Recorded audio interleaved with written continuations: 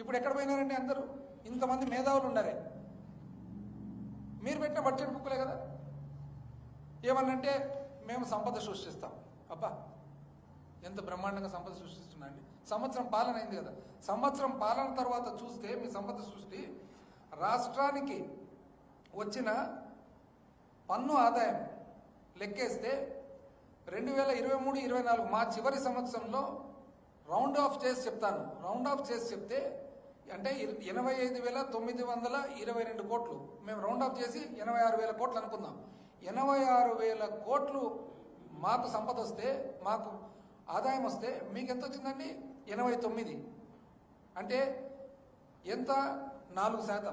అంటే మీరు పెరిగినది 4%.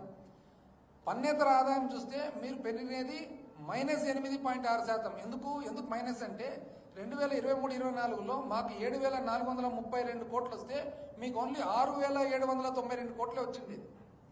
టోటల్ పన్ను ఆదాయం అంతా లెక్కేసుకుంటే మాకు 93,354 కోట్లు వస్తే మీకు 96,227 కోట్లు. అంటే ఒక సంవత్సరం మీద, మా చివరి సంవత్సరం మీద మీ చివరి సంవత్సరం కేవలం 3% పెరిగింది. కేవలం 3%. అప్పు ఎంత పెరిగిందండి? మా చివరి సంవత్సరం 62,720 కోట్లు అప్పు చేస్తే మీరు 81,597 కోట్లు చేసినారంటే 30% అప్పు పెంచినారు.